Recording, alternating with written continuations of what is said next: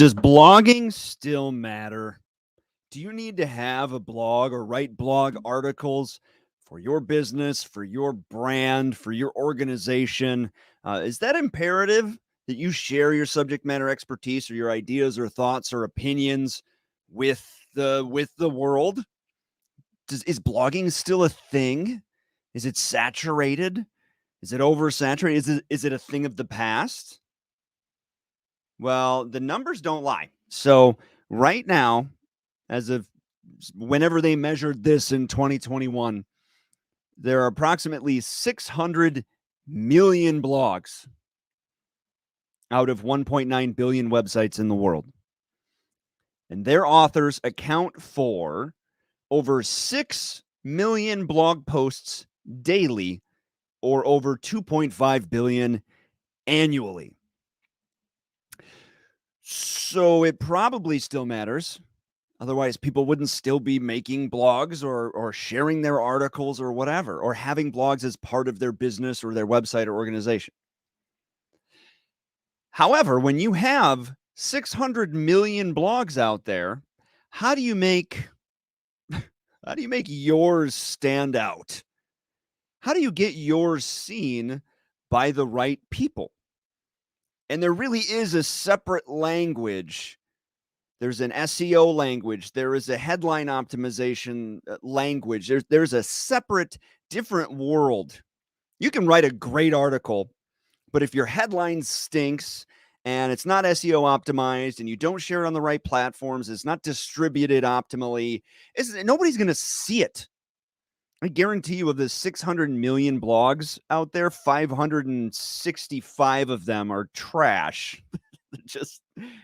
And, but how do you get seen by the rest of them and not end up in the trash bin? How do you take your hard work and effort from writing an article and not have it be a waste of your time and not have it just die in obscurity?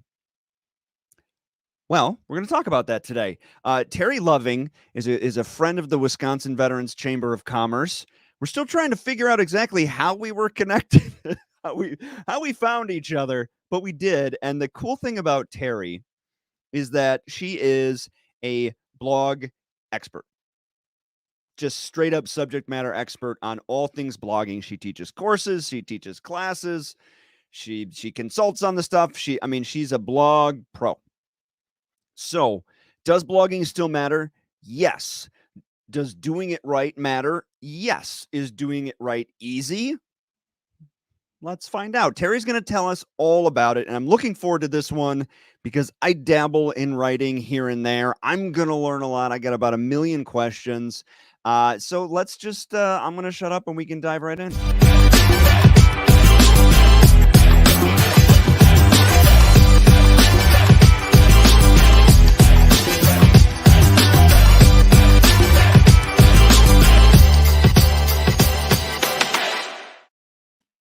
Pumped up. Hey, look, I have 1 million questions, and I'm sure you do too. If you're not an expert, if you're not, what's his name, John Gailey or whatever, the blogging millionaire, if you're not one of those people, if you don't, either you know the language or you don't. Either you know these insider tips or you don't. And I'm sure it changes and evolves over time, but generally speaking, either you have a clue or you don't. And I'm kind of in the don't have a clue category. So I have 1 million questions. And if this has piqued your interest, I'm sure you have 1 million questions as well. So be sure to throw it in the chat. We're broadcasting live on 4 platforms right now. Throw your questions out. We will answer them in real time. But in the meantime, happy to introduce Terry Loving. Terry, how are you? Hey, Adam, this is great to be here. And yes, I have some answers, but I don't have them all. Yeah, but you have a lot of answers. You have more answers. Lot of answers. You have a lot of answers. So, yes. So let's start. Can you answer my first question? Does blogging still matter? Oh, my gosh, yes. And the reason it matters is because of the search engines and all the competition out there. And search engines love current information. Brand new information. They like you to keep your website up to date, or you'll slide right out of the search. You'll land on page 6 instead of page 1. So it is competitive, and it's a good to know how to be competitive the right way. So you're saying that having frequent new content via a blog, via text, that Google can recognize, or any search engine, is an essential part of ensuring that your website stays up there in Yes. the search. Okay, so without that frequent text-based content, it's gonna get pushed pages down. It, Google does not like stale content. They like Okay. current and relative content that's what's going on in the market right now. Right on. So you need to have, if you got a business or a brand, you got to have a blog on there, and you got to keep the content flowing. So if we've established that it's important, I've got a business, I've got a brand, I've got a website, I should probably be sharing some original thoughts or ideas or whatever. Where do I get started? Well, in my blogging courses, I just have people brainstorm. Hmm. What is the passion that you want to talk about? What do you want to talk about? Because then you have to go do the research. Are people looking for what you want to talk about? Right. And if you can find out that there are other people sharing it, then you want to find your unique perspective on what they're talking about. So there are a lot of, say, plumbers out there, and that's a good business.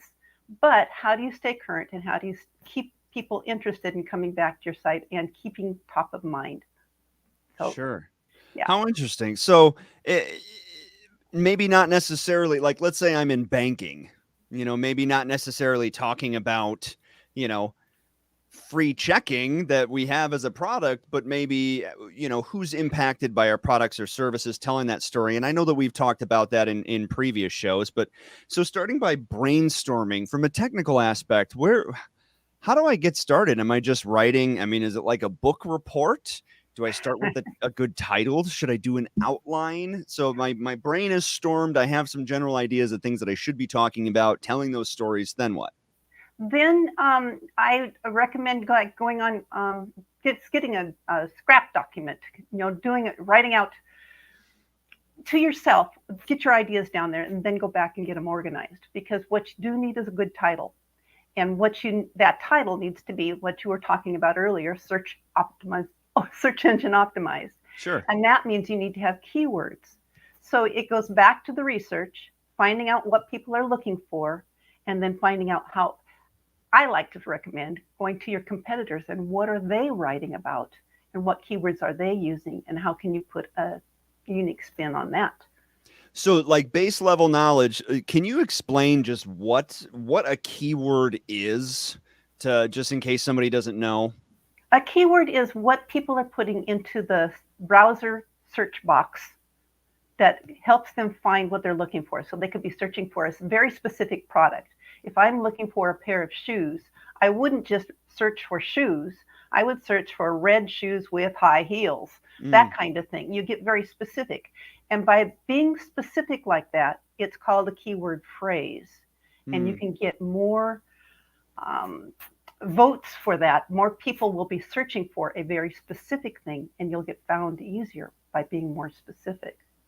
Do you have any advice on how I can find keywords? Like let's go with the plumber example. I've got a plumbing website, plumbinginsights.net. I'm talking about my unique insights on plumbing. Uh, and I have an idea. I've got a headline. I want to talk about best ways, or like advances in toilet technology. How do I keyword optimize? And the only reason why I say that is because I replaced the flooring in my bathroom yesterday and had to take the toilet out and put it back. I've never done that before. It was an adventure, but that's the only reason why I bring it up. So advances in toilet technology. How would I start keyword Oh my gosh. optimizing that? Well, I hear your pain, and that's where you would start, is the pain point. I Mm, don't know anything about this, or what would my clients or potential clients not know anything about? What would my mm, readers? So you want to know your readers very well. You want to understand who you're writing for, who is your audience, what are their pain points, what are they searching for, what information do they want. So if you're a plumber, the how-to piece. Now, this is another tip. YouTube is a fantastic search engine, and they're also owned by Google. yep. So searching on YouTube will also give you topic ideas. What are people talking about there?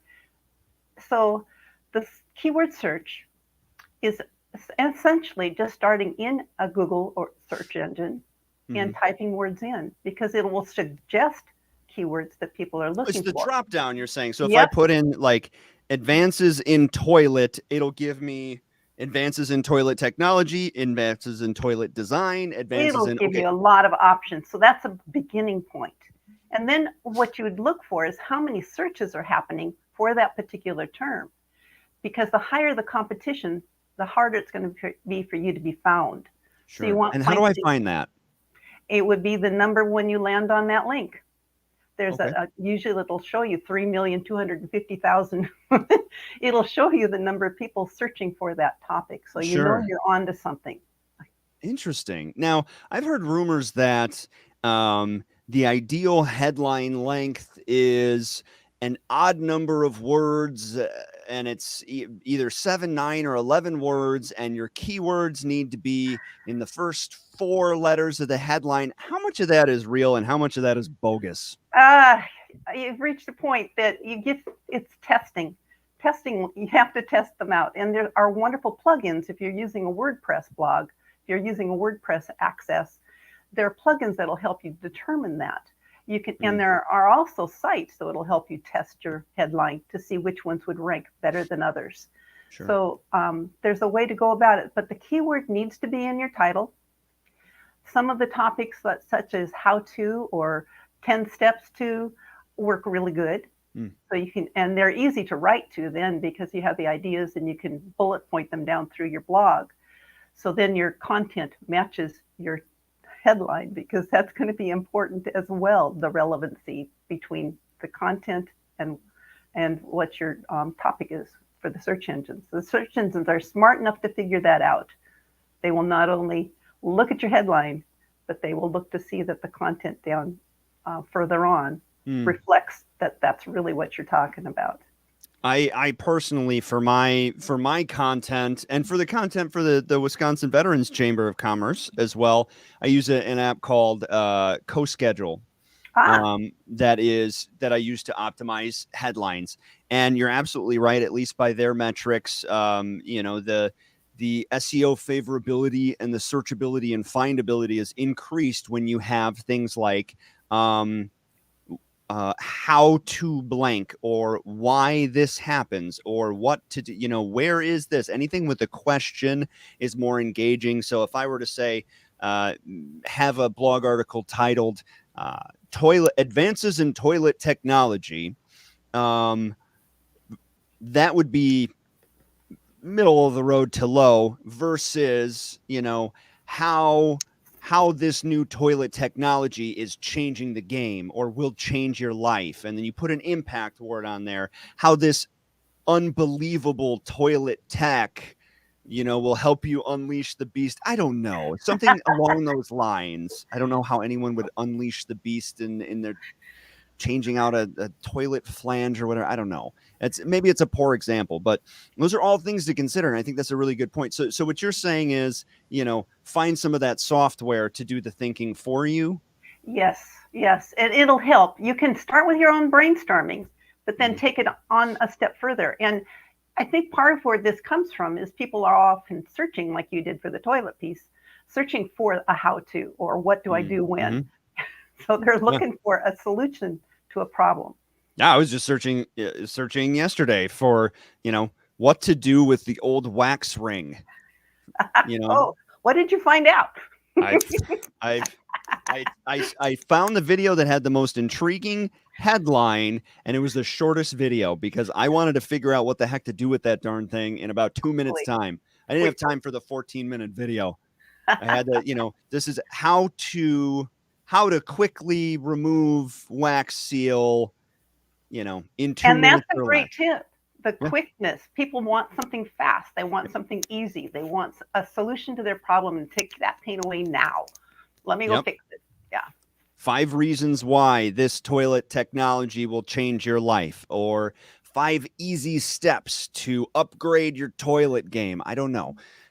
Maybe we should find a different analogy, but from a plumbing perspective, that would be an engaging headline. So let's say I got keywords in mind. I know who my audience is. I'm keyword optimized. I got a list of them that I want to make sure show up in the body. I got a killer headline. It's SEO optimized. It's got keywords in there. It's engaging. It's compelling. It'll cause people to click. Up. Raymond just said, upgrade your toilet game. Ray, we were talking about, you might have missed the first part of this. I should probably give some context. We were talking about a plumber's blog. And Ray says, I won't be clicking on that. Ray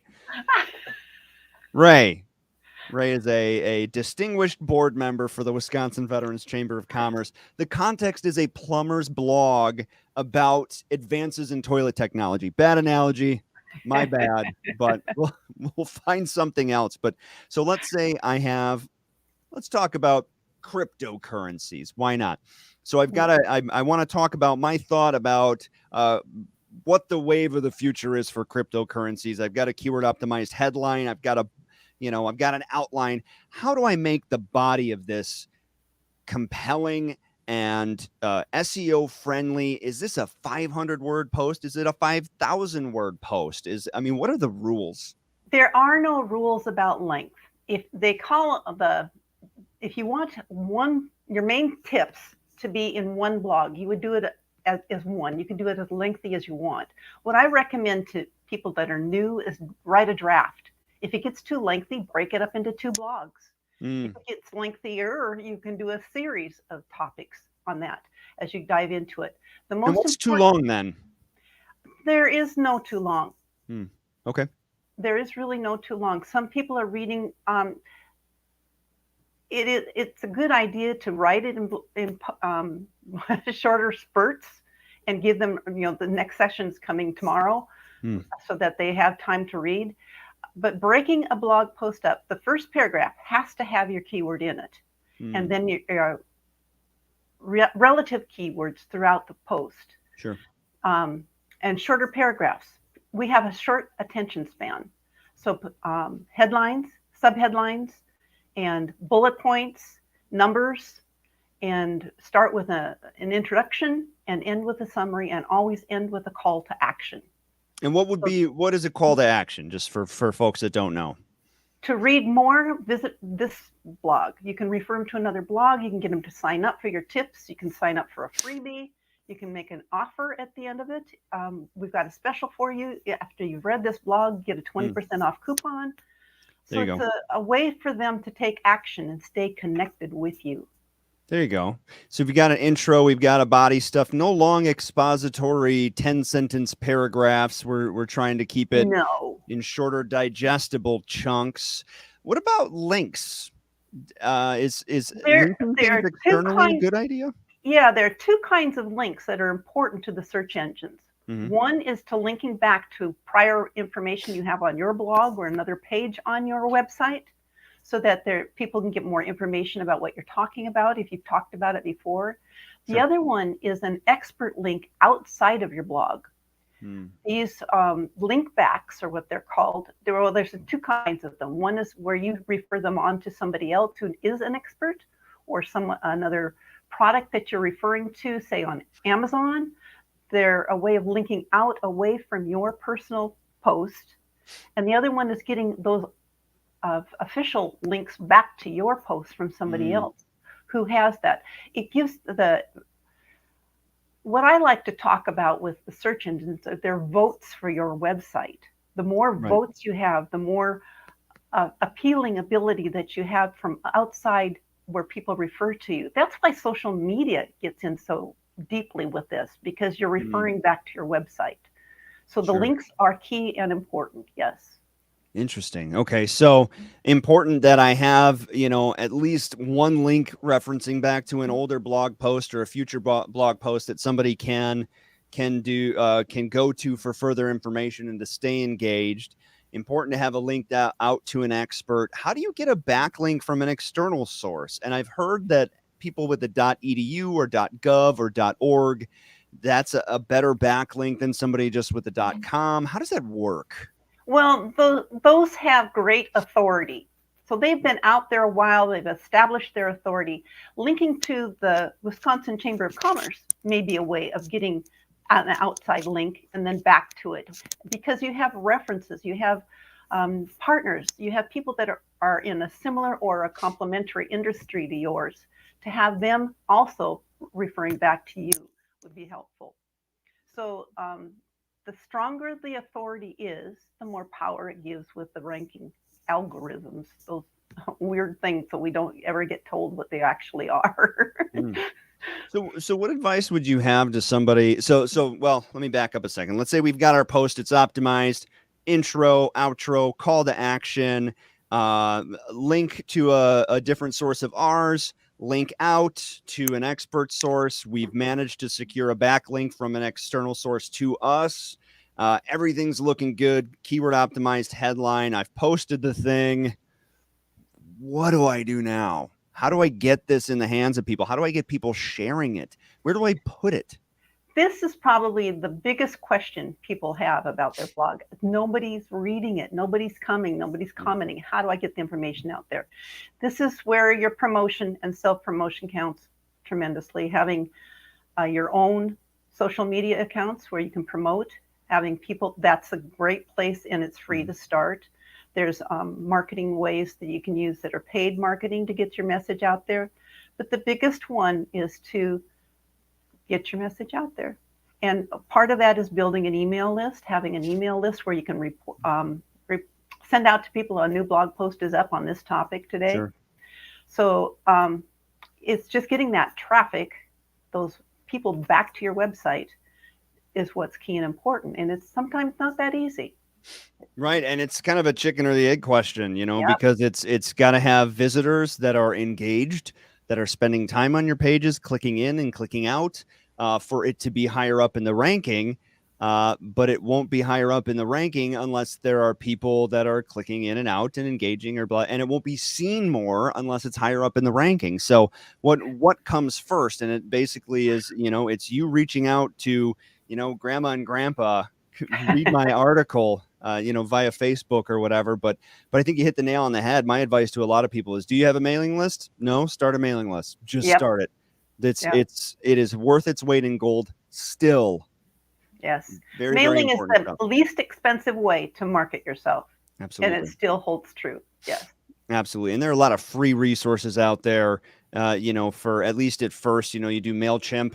It's free up to a certain size, and you want to start small and have personal touch with your engagement with those people anyways. You've got it. Yeah.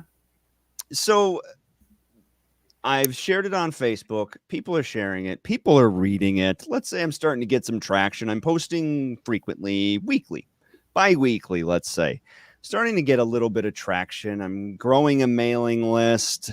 How do I monetize this? Let's say, aside from having a product that, that I'm advertising for or referring to, or as part of my call to action. Let's say I'm just a brand or just a blog, and I want that traffic to generate revenue, not product purchases, but traffic to generate revenue, because I've heard tell of people making money off of blogs. How on earth do I do that? Me too. And first, what I would do is really go out and do some research on that. Find out who is making money on their blog and what are they doing. One of the big ways that people do it is through recommendations, recommending other people's products as an affiliate. That is a big way to do it. Amazon allows affiliates. Many of your people that partnerships with other businesses will allow you to be an affiliate. And if you purchase their product, recommend it, they will let you be an affiliate. And that's one of the ways you can get traffic. Traffic is one of those puzzlements because most people avoid it at the beginning. I have avoided it, is paid traffic.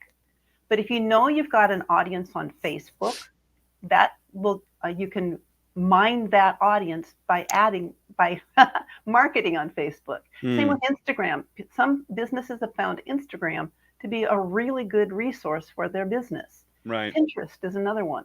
So it just depends. Those are relatively free, low cost to get started, but it can also be a drain if you don't know what you're doing. So I put that in there with a word of caution.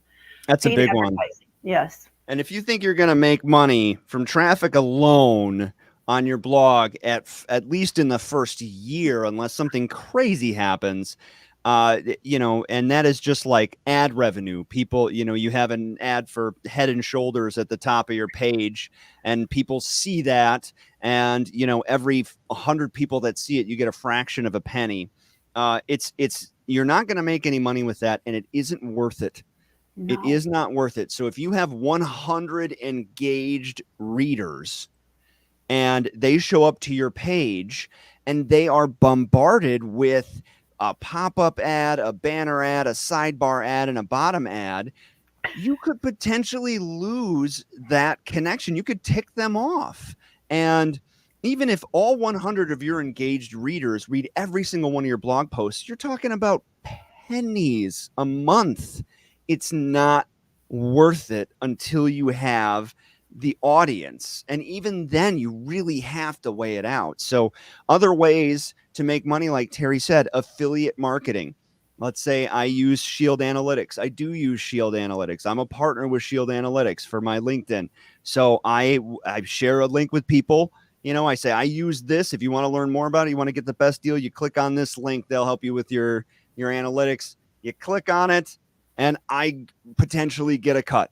Same with, let's see, what are my affiliates? I got the Shield Analytics, Canva, and for Pete's sake, I got a couple more. Anyways, but like I will share those links to try to get people to share products that I care about. Yes. For goodness sake, don't become affiliate with like 15 things that aren't relevant to your brand, that you don't care about, that you can't verify as a good product, that you can't stand behind, and just throw them out there hoping people will click and buy things and you'll get a portion. Again, it's not worth it. It is not worth potentially ruining those relationships. I'm sorry I ranted for a little bit. Is there anything you want to add on that topic? Like, how do you maintain those connections and those relationships with your readers? It's got to go back to that know, like, and trust. You've got to build the trust with them. They have to know you personally, and that you're going to stand by your products. You're going to stand by what you say. That, like you say with the affiliate marketing, you're not going to recommend something that it's going to be not very good. So it's that, and they got to know you. You've got to be real. It's authentic. Mm-hmm. You've got to be, you're authentic who you are. That. I have a buddy who did that. I mean, he had a blog and was trying to, he wanted to monetize it, and eventually that is a good ambition. I can't fault anyone for that, to wanting to monetize. But he would not wait. He wanted to dive. He got a few readers, a few listeners, and he just wanted to dive right in. And next thing you know, he's trying to hawk these sunglasses off to people. He doesn't even own a pair himself, and he might have sold a few of them, but really pennies for basically turning your website and your content into a flashy, annoying billboard. Not an even exchange, man. And he suffered for it. He wanted to have a big thing, like, here are our partners, and it was just a whole bunch of affiliates and MLM things that he didn't use or care about. It was darn shame. It can get old really quickly. And mm-hmm. Going back to that, being who you are and writing about your expertise, writing about what you know. Now, I do have a current course that's going on, but I don't deal with the making money online that much. I know It's a goal for people. Right. But it's one of those things that is really tricky. And well, I think the goal should be to, if you eventually want to monetize and make money, that's great. Yeah. Don't plan on that happening for the first year, 2 years, 3 years, 5 years. Don't plan on it ever happening. Like, don't be like, well, I have to pay my electric bill next month, so I should start a blog. It's not going to work. No. and speaking, this is a long game prospect that may never even pan out to be something that you can monetize through traffic or ad revenue. You may be able to do affiliate things. You may create a product. You may get hired as a consultant because of it. It's not a waste of time. There are ways that it can be a valuable prospect, but thinking that it's going to fill your bank account on the quick is a fool's errand. But let me just add in here, Terry mentioned her course. I got it scrolling across the bottom. Her free 30-day blog challenge course, lovingmarketing.com/30-day blog. And I'm actually also going to throw that while I'm thinking about it. Copy link address. I'm going to put it in the comments here. And then I got to put it over here in LinkedIn too, because LinkedIn and StreamYard don't always play nice. Hey, folks, we're rounding third here and heading home. So if any of you have any questions, feel free to throw them out in the chat. Terry, what am I missing here? What are some other good beginners tips? I mean, I generally have an idea of keyword optimization, of Google rankings, of what a good headline looks like, of what a good body looks like, of what linking in, linking out, linking across, having a call to action, and getting the word out at least at first. What am I missing? What's What next? we haven't talked about are images. And right now, the Ah, search engines are not smart enough to read images. So we need to make sure that the images are optimized. So don't load your images as image number 395. Load it with keywords. ooh, Label tell me about that. label your image, name it with your keyword. So I often will put like bloggingterryloving.com. I will put my information on the image itself. And then when you upload it into your host, you have and upload it into your blog post, you'll have that image optimized. So you're saying instead of like image4.jpg, Yes. I would change it to, advances in toilet technology.jpg. And again, we're back to the toilet technology. Sorry, Ray. Sorry, Ray. I love that picture, Ray, by the way. That's who is that? That's so cute. I hope you're still watching, Ray. I appreciate you, man. Okay, so that's great advice. That's great tactical advice. Put keyword.jpg in there. And also use the alt text. Use a description. Make sure that you're describing it. Now with the disabilities, we need to make sure that our websites are a disability available. So if they're not looking at, if they're not looking at the images, if they have the images blocked on their site because they don't need them, they're blind perhaps. Sure. Make sure there's alt text to say what is displayed there. And what sort of things need to, and I remember, so I used to be in public affairs with the Air Force, and our content, but like part of one of the things that I learned, and obviously being a government agency, having to be compliant with ADA stuff is, your blog could be your website could be being viewed by somebody who may not be able to see, or your video may be being, somebody may be ingesting that content that can't see or can't hear or whatever. So how do you convey that? So that's a really good point. Your images, you have an alt text in there. It should have a description, not only for people that may not be able to or may not be viewing, but also, are you saying it helps with the keywording then? It helps with the search engines as well. Yes. So make sure your keywords are in that description also. I confess on my blog, that is something that I have neglected and failed to do that I will definitely be doing from now on. So here's a good segue into a question that I have. So I have an article that did pretty well. Got a few hundred views a year ago. It's dead. It's done. People aren't stumbling across it right now. How do I bring it back to life? Do I delete it and then make a new blog post that has the same content? Do I update the original and try to push it to the top of the queue? How do I make sure that content hasn't breathed its last breath? That's an excellent question. So you can go in, edit it, and make sure that it's still relevant for today. Make the changes that aren't relevant, and then make sure that you let your readers know, hey, this is a topic that you might be interested in. I wrote it some time ago, but it's been updated for today. So you can refresh it. Okay. It can also be repurposed. Make it into a YouTube, and refer back to your blog and say, I've repurposed this information, or create another ebook out of it if it's got content that's good enough that you can send to people as either a freebie or a low-income offer. So there are ways to repurpose information and refresh it. If it's a cornerstone blog that's vital to your topic, vital to who you are and what your business is, bring it forward again. Change the date on it. So yes, okay, there are so ways to refresh you mean through the publisher, You change the release date of the Hmm. original article? You can, if you're updating the information, I would, yes. Okay, but only then. You can't just like every day change the release date to today, hoping that it'll be in the front of everybody's queue. You can do that because it posted it again to the front of your blog. Sure. I But it choose wouldn't help me on a Google search, would it? no, Okay. no. I have chosen on my older blogs to take the dates off. There's the content's still relevant, but the dates are not. I don't want Mm. them to see that I wrote that back in 2014. Mhm. So, Right, right on. Well, this is great advice. I do have one more question sure. that I think is relevant here.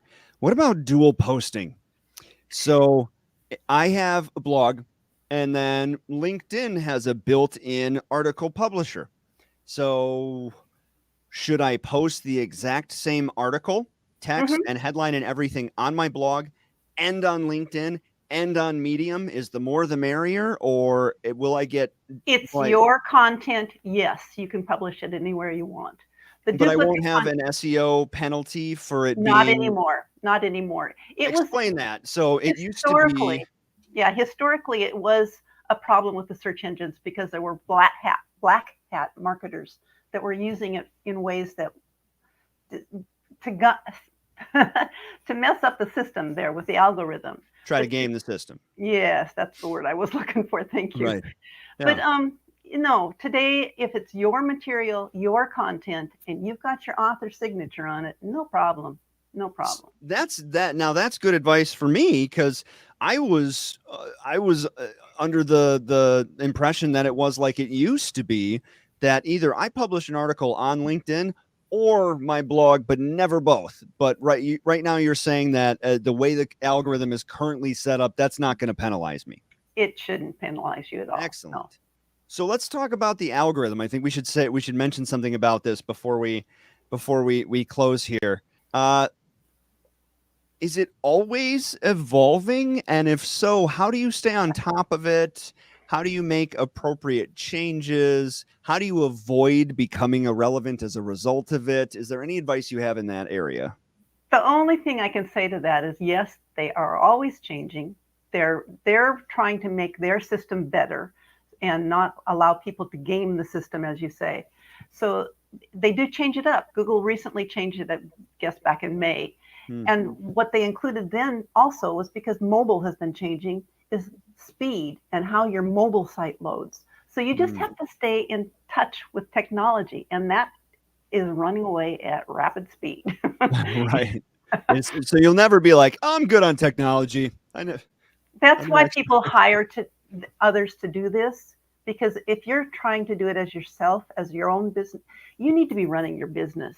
There are things you cannot spend all that time on. In technology, I used to pride myself in saying, "Oh, I'm good at tech." No, I cannot do it all. It's changing too quickly. So let's say I write good content. Let's say I have a good article. Are you saying there are people out there that will take it and SEO optimize it and write a good headline and make sure that everything is set up in a way that people will stumble upon it? And if so, what are good, like, do you go to Fiverr for that? Or is that, I mean, where do you Oh, go for that? there. I have no Sorry if that's a recommendations on tough top of my question. head. That is a tough question. I've heard people recommend Fiverr. Heard people recommend Workup. I Mm, think that's the mhm, site. mhm. Um, Part of it is just going to Google themselves. Google has a ton of information there. Sure. One of the things that if you're a local business and you have a brick and mortar building, do the Google business site. Mm, It's free. They've got a search engine, a keyword optimization piece in there. They've got Google My Business in there. right. Those are pieces that you need to have for your business. Super important. I mean, I 10 times a day I put in a business name into my search engine, and if they pop up and it says the click here for your website, the phone number and directions, I think I do that at least every day. So if your business is not on there, that's a problem. You should probably do that. So But speed is another one. How fast does your site load? Because people do not have a lot of patience. So so does Oh, making I'm sure sorry, I your interrupted images are resized, making sure you haven't loaded too many images on there, or the you. images are reduced in size or uh, smashed. Right. So I mean, if you have like super high definition video and photos all on one page, your page will load slower and you'll lose viewers. But also, do you get an SEO penalty for that if it's not a Yes, fast loading site? Okay. the Google algorithm did express that is one of the things. Site speed is definitely one that'll knock you down. Is there a place where these changes are published? I always say, like, for LinkedIn, I wish that I had like, LinkedIn where it was just like every update and change was laid out, or a Twitter feed or something. Is there a place where you can get this information, or is it just kind of through the grapevine? And I mostly go back to Google themselves, their help pages, to search for Okay. pieces as well, because they are very helpful in what they're doing. It may take them a while to reveal it, and they Sure. don't always get that specific, but they are very helpful. Right on. I have not tried to search on LinkedIn. YouTube, because of the YouTube search engine piece, most of the sites want to have you, want to be helpful when Right. you use them. Yeah. Well, good stuff. Terry, I think we got some really good tactical information, some strategic ideas, and the overarching idea that you need to constantly be on it because there's a lot to know and it's always changing. Is that right? Yes, but the staying on your staying on it is exhausting. So at least Mhm. maybe 15 minutes a day or one day a week that you block out some time to make sure that things are working, that you check how your website is functioning, that you check how your blog, you check analytics, your numbers. Mm-hmm. And Mm-hmm. Google has the Google Analytics as well, which will show you where your visitors are coming from. And then market to those people. Yep. Direct your comments to them. They're part of your audience. It's good stuff. Terry, thank you so much. And folks across the bottom, Terry Loving's free 30-day blog challenge course. She's not trying to sell you anything, folks. She's just trying to share quality information. And this is a subject matter expert, and she knows what the heck she's doing. So it's a no-brainer. I think I'm going to sign up. The second things calm down for me a little bit, and we get to the year end or whatever, because I need to write more on my website, and I need to know more about doing it the right way. Because y'all can write stuff. It's just if you don't do it the right way, nobody's going to see it, and you're just doing it for your own edification or posterity or whatever. But check this out. It's scrolling across the bottom, lovingmarketing.com/30 -day-blog. And it's also in the chat on all 4 platforms. Please check that out. Terry, can't thank you enough for your time today. And for joining the Wisconsin Veterans Chamber of Commerce. I know we're new friends, but I really appreciate it. Thank you, Adam. It's been great being here. I appreciate it. I'll ask you to hold on the line for just one moment while I close things out. That was really informative. I learned a lot from that. We've got a blog. Your business is a blog. You have a blog. You write stuff. You want people to read it. You got to understand the ins and outs of this. And, there was a while I mentioned his name is not John Gailey, but Brandon Gailey, the guy who writes Blog Millionaire and does the Blog Millionaire podcast. Really informative guy. I used to listen to that guy a lot. And I thought I knew what was going on. I thought it was good on blog stuff. But from talking to Terry just now, it's like, okay, some of my ideas, things that I learned that I thought were like rock solid bits of advice in the blogosphere, ecosystem are horrifically outdated. Right. So she opened my eyes to some stuff that I wasn't aware of. I had some old school ideas. It just goes to show how this ecosystem is changing and how it's rapidly evolving, how you need to stay on top of it. So you need to follow somebody like Terry, check out her website, check out her blog challenge course. I'm going to do it personally. I really hope you all found value in this. I did too. And that's what we do. Wisconsin Veterans Chamber of Commerce every week here, office hours live, 11:30 a.m. every Wednesday, bringing you that value. I appreciate y'all tuning in. We'll go ahead and we'll see you not next week. Thanksgiving week. We're taking a week off. We've only taken 1 week off all year with this. We're taking Thanksgiving week off. Go eat some turkey. Don't worry about us. We'll be good. You be good too. We'll see you the week after that. I appreciate you tuning in. See you next time.